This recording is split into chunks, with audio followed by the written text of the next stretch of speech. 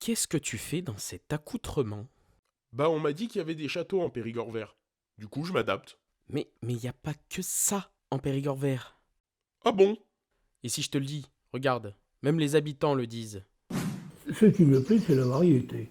La variété des paysages, c'est beau, c'est une plaine riche et puis des coteaux un peu moins riches quand on s'en va là où il y a des rivières. S'il y a de la plaine est riche et les coteaux le sont moins, mais enfin bon, c'est très varié. Ce qui me plaît dans le Périgord vert, c'est ces forêts, la nature. On n'a pas les bouchons des villes, des coups de klaxon. C'est apaisant et c'est super bien agréable. Tu vois, le Périgord vert, c'est d'abord et avant tout un territoire avec une singularité différente, qui offre une grande diversité des paysages. Ah oui! C'est très différent de ce que j'avais imaginé, mais du coup, parler du paysage, c'est évoquer la vie ici? On a, je trouve, tous les cas de figure où à la fois on retrouve des habitations assez éparses, donc un peu isolées, qui finalement s'intègrent bien. Et en même temps, je pense qu'on a une forte demande d'habitat et je pense que c'est difficile de concilier les envies d'être un peu seul et isolé et en même temps la problématique de l'étalement urbain sur ces zones entre guillemets naturelles ou agricoles. Nous avons beaucoup de bâtisses qui sont inhabitées et qui sont en vente, donc il faut vraiment conserver notre patrimoine sur ce point-là. Alors en ce moment, avec notre période Covid, on a cette chance que les gens viennent acheter des maisons secondaires chez nous et retapent donc ces maisons. Il en reste encore et donc venez. Et on a aussi pu aborder le sujet des transports.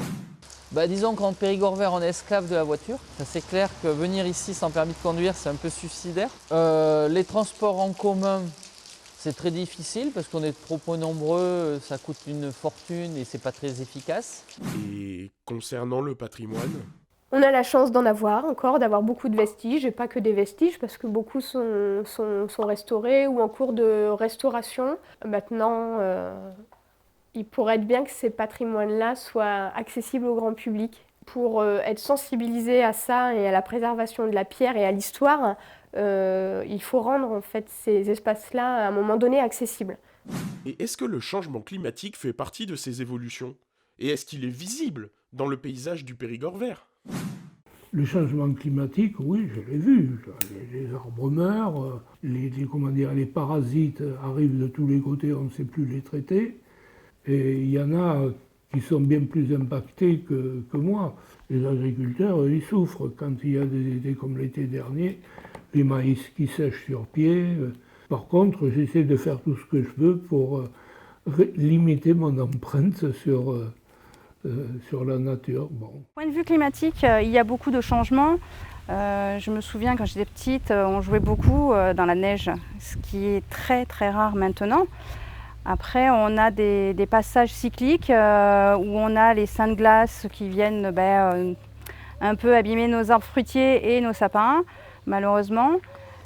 Ce sont des périodes que nous visualisons de plus en plus et donc il va falloir s'organiser et protéger et trouver des solutions pour parer à ces problèmes-là.